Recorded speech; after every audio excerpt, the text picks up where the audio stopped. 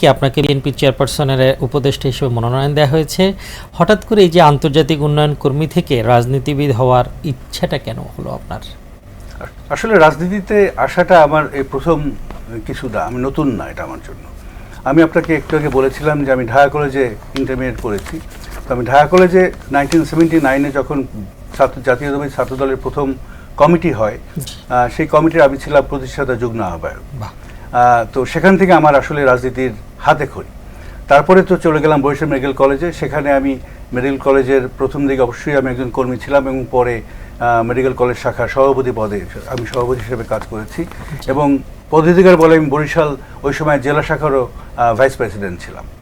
কিন্তু ছাত্রদলে আমি যুক্ত ছিলাম 1990 সাল পর্যন্ত। আমি যখন 1990 সালে আমি দেশের বাইরে চলে গেলাম ফিলিপিন্সে পড়াশোনার জন্য, তখন তার রাজনীতি করার কোনো সুযোগ ছিল না এবং তারপরে আমার কর্মজীবনে আমি ঢুকলাম এবং কর্মজীবনের পুরো সময়টায় আমি কোনো রাজনীতি অবশ্যই করতে পারিনি, কিন্তু আমি মনের মধ্যে জাতীয়তাবাদী ছাত্রদলের যে আদর্শিক অবস্থাটা এটা আমি সবসময় ধারণ করতাম।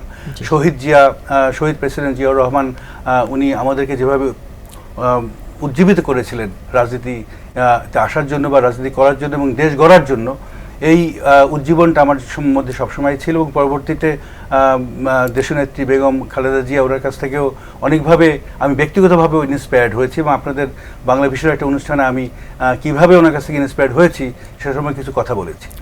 কিন্তু বিশেষ করে বিশ্বব্যাংকে থাকা অবস্থায় গত 5-7 বছর আমি আমার নিজের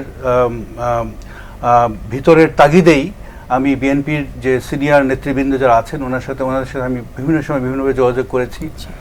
দেশনেতা তারেক রহমান উনি লন্ডনে আছেন, ওনার সাথে আমার বেশ কয়েকবার যোগাযোগ হয়েছে, ওনার সাথে আমি সাক্ষাৎ করেছি এবং সেখানে দেশের উন্নয়ন, শিক্ষা, স্বাস্থ্য, কৃষি, দারিদ্রতা, আমরা কিভাবে আমরা উন্নতি লাভ করতে পারি, আমার সাথে ওনার অনেক এ নিয়ে আলাপ হয়েছে এবং তার অনেক কিছু আসলে এই যে 31 দফা যা আমরা এখন বলছি এই কথাগুলো উনি আমাকে এখন থেকে 4-5 বছর আগেই উনি বলেছেন এবং আমার বলতে কোনো দ্বিধা নাই। আমি যখন আমাদের নেতা তারেক রহমানের সাথে আলাপ করতাম শিক্ষা স্বাস্থ্য নিয়ে, আমার কাছে মনে হতো যে আমি একজন স্পেশালিস্ট জনস্বাস্থ্যের বা সোশ্যাল প্রোটেকশনের, কিন্তু উনি আমার চাইতে অনেক ইনডেপথ বাংলাদেশ সম্পর্কে এই ব্যাপারগুলোতে জ্ঞান রাখেন এবং তখনই আমি সিদ্ধান্ত নিয়েছিলাম যদি আমি কখনো সুযোগ পাই আমি জননেতা তারেক রহমানের সাথে কাজ করার আমি করব এবং বাংলাদেশের উন্নয়নের জন্য কাজ করব।